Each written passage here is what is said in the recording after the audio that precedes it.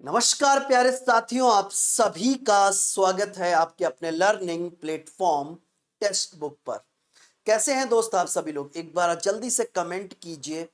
और आज का एक बहुत इंपॉर्टेंट डिस्कशन, सर हम SSC, CGL, CHSL, CPO, MTS, GD की तैयारी एक साथ कर सकते हैं क्या? हम देखो, आप लोग क्या करते हो, आप डिफरेंट डिफरेंट एग्जाम्स के लिए डिफरेंट डिफरेंट बैचेस को परचेज करते हो और वो बहुत कॉस्टली होता है।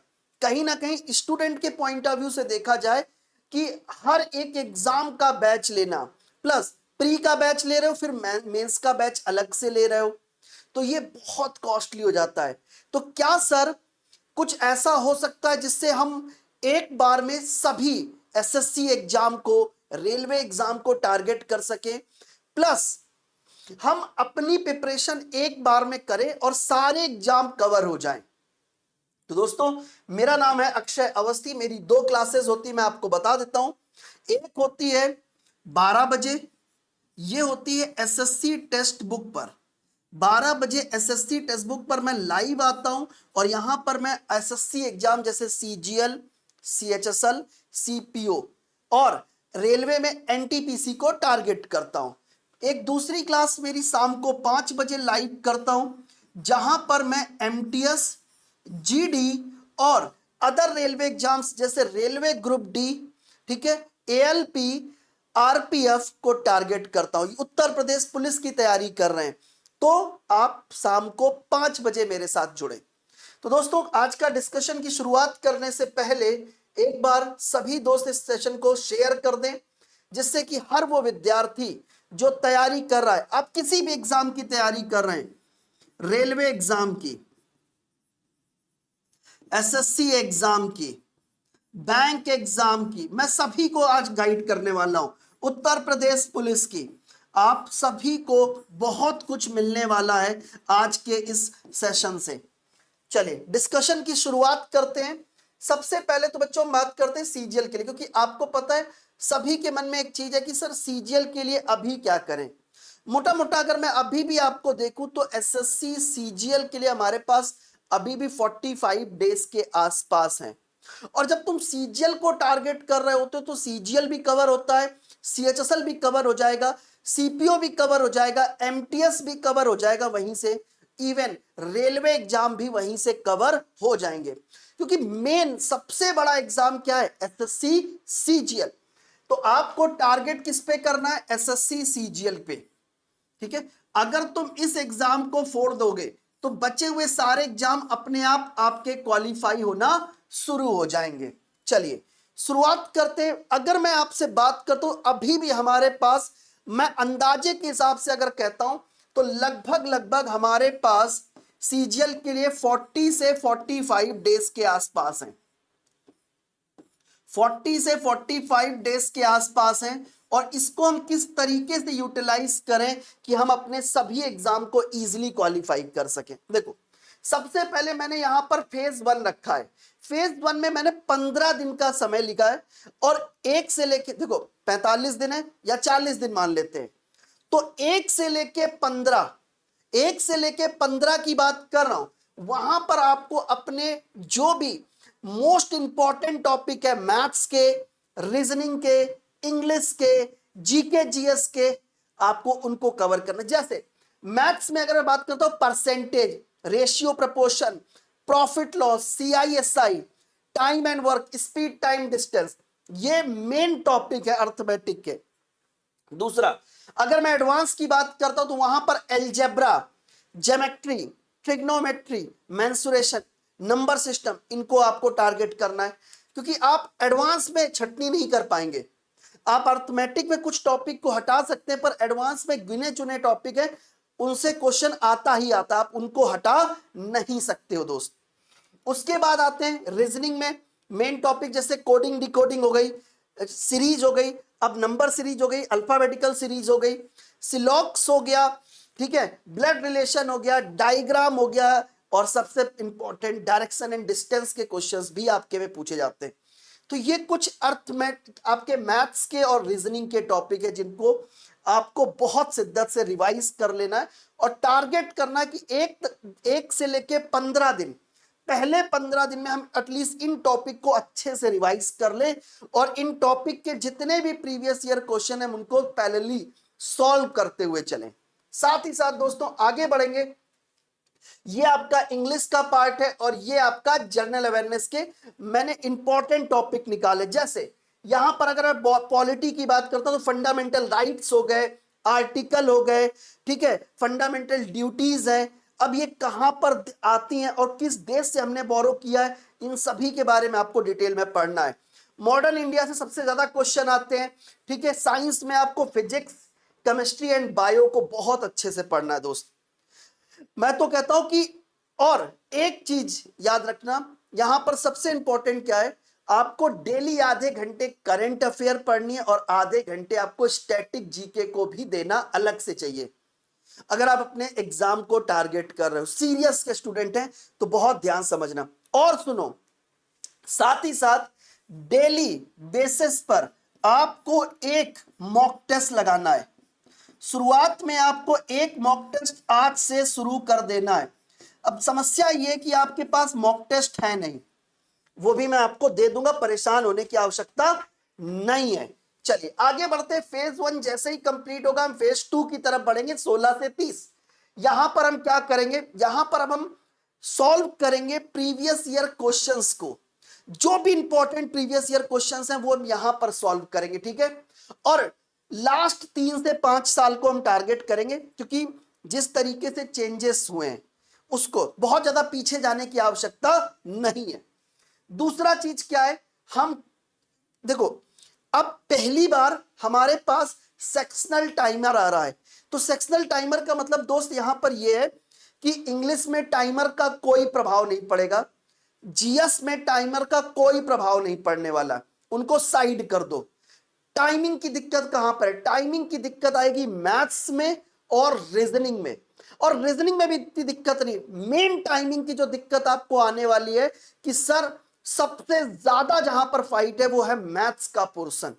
तो मैथ्स को इस जब आप सॉल्व कर रहे हो, प्रीवियस ईयर क्वेश्चंस को सॉल्व कर रहे हो, तो इस चीज का ध्यान दो कि आप ऑप्शन या तो digital root method, digital sum method, unit digit method, option elimination method का यूज करके आप उनका आंसर करें। और यहां पर दोस्त आपको एक काम करना है, अब आपको डेली 2 मॉक टेस्ट सॉल्व करने हैं। यहां पर आपको डेली 2 मॉक टेस्ट सॉल्व करने हैं। सॉल्व करने का मतलब यह नहीं होता कि आपने कर लिया और छोड़ दिया, नहीं दोस्त।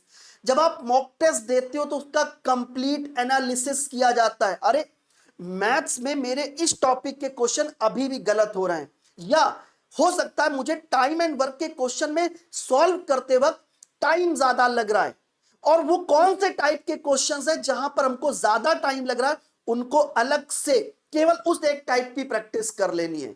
तो अब जब डेली 2 मॉक टेस्ट लगाओगे तो आपको ये चीज मालूम पड़ेगी कौन सी चीज आपकी वीक है, उस पर आपको और काम करना है, ठीक है। ये मैंने आप लोगों के लिए ये स्ट्रैटेजी है दोस्त, अगर ये नहीं करोगे तो फिर काम बनेगा नहीं। मैंने आपको बताया था, आपको dance, book, authors, current affair की मैं बात करूं जो आपके की इवेंट हुए हैं, अवार्ड्स हैं, स्कीम है, इन सब पे फोकस करना है, ठीक है। डेली डेली करंट अफेयर आधे घंटे निकाल के जरूर पढ़ा करो, ठीक है। स्टैटिक जी के आधे घंटे अलग से पढ़ा ही करो, ठीक है। जब आप सुबह उठते हो ना, टहलते हो, गर्म पानी पीते हो, उस वक्त थोड़ा सा कहते वोकैब देख लिया करो। ये सब चीजें अगर आप डेली रूटीन में लेकर आओगे तब जाके कहीं सिलेक्शन होता है। सिलेक्शन तब होता है जब प्रिपरेशन आपके डेली रूटीन में शामिल हो जाती है। ये नहीं कि आज मैंने मोटिवेट कर दिया, आप मतलब आपने 8 घंटे, 10 घंटे, 12 घंटे पढ़ाई की, कल किया लेकिन परसों से भूल गए। नहीं दोस्त, अब तो टाइम ही नहीं है हमारे पास, अब तो हमारे लाइन से सारे एग्जाम लगेंगे। एसएससी जितना डिले हो रहा है उसकी चिंता मत करो, जब आपके एग्जाम आएंगे तो सारे एग्जाम एक साथ आपको देने पड़ेंगे, देख लीजिएगा। चलिए आगे बात करते हैं। फेज 3 में केवल आपको एक काम करना है, फेज 3 में दोस्त आपको केवल एक काम करना है, फुल लेंथ मॉक टेस्ट लगाने। अब आपको डेली 3 मॉक टेस्ट लगाओ, और प्रीवियस ईयर क्वेश्चंस को जब आप मॉक टेस्ट लगा रहे हो ठीक है, टाइमर के साथ मॉक टेस्ट लगाओ। फेज 3 का मतलब है केवल mock test. Analysis, mock test, analysis करो, जो गलतियां उनको सुधारो, सीखो उनसे, और मॉक टेस्ट लगाओ। अगला कोशिश करो कि अगले मॉक टेस्ट में आपसे वो गलतियां ना हो।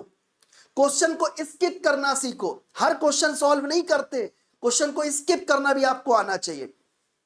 अब बात आती है कि सर प्रिपरेशन कहां से करें, सर हम अपनी सिलेबस को कहां से कंप्लीट करें, हम अपनी प्रैक्टिस के लिए मॉक टेस्ट कहां से लगाएं, हम प्रीवियस ईयर क्वेश्चंस कहां से लेकर आए।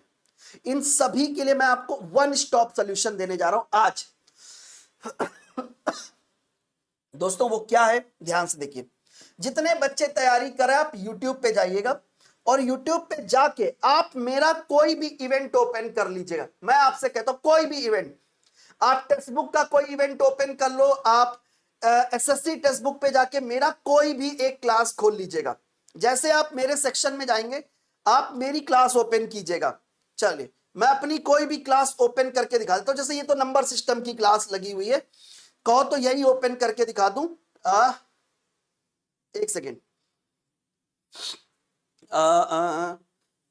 ये मेरी कल नंबर सिस्टम की क्लास लगी हुई है।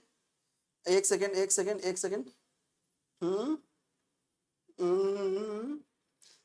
मैं कहता हूं आप मेरी कोई भी क्लास ओपन कर लो, कोई भी इवेंट, इवन आप यहां पर जाओ सर्च कर लो एसएससी टेक्स्ट बुक। जस्ट आप एसएससी टेक्स्ट बुक ओपन करो, आप एसएससी टेक्स्ट बुक पे जाओगे, आपको मेरी क्लास मिलेगी।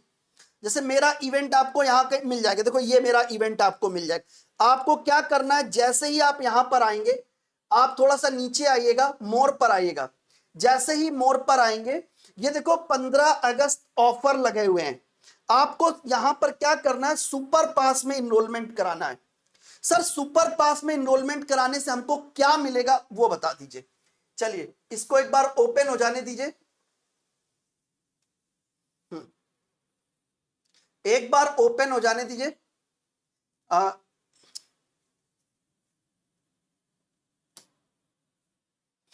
यार ये तो नेट का इशू चल रहा है, एक साथ बहुत सारे स्टूडेंट आ चुके हैं।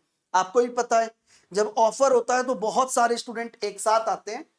ठीक है, तो आपको क्या करना है, यहां पर जाके इनरोलमेंट कराना है। किस पे, सुपर पास में। अब यार सुपर पास में क्या मिलेगा, सुपर पास में दोस्त आपको मिलेगा 15 + 15, 30 महीने की वैलिडिटी मिलेगी, वो भी मात्र और मात्र 899 में। लेकिन कंडीशन है कि आपको कूपन कोड लगाना AK555। ओपन हो जाने थी, हाँ देखो ये आ गया। यहां पर गए अप्लाई में जाके केवल एक कूपन कोड अप्लाई करो, AK555। कूपन कोड गलत मत लगाना, मैं फिर कह रहा हूं। 899 में बच्चे आपको क्या, देखो मैं आपसे कहूंगा 3 महीने का तो ज्वाइन करने का कोई मतलब है नहीं। 3 महीने का 649 रुपए का, उससे बेहतर है कि ये आप ले लीजिए। ठीक है, 899 में। ठीक है, 899 में बच्चे आपको मिलने वाला है। लेकिन कंडीशन क्या है, कूपन कोड आपको लगाना AK555, AK555। ठीक है, इसमें आपको क्या क्या मिलेगा, यहां पर हम एसएससी के सारे एग्जाम कवर कराएंगे, एसएससी एग्जाम पूरे कवर कराएंगे, साथ ही साथ रेलवे एग्जाम कवर कराएंगे। आपको पता है ना इस समय बैंक में बहुत सारे एग्जाम आए हुए हैं, तो हम आपके बैंक के भी सारे एग्जाम्स को कवर कराएंगे।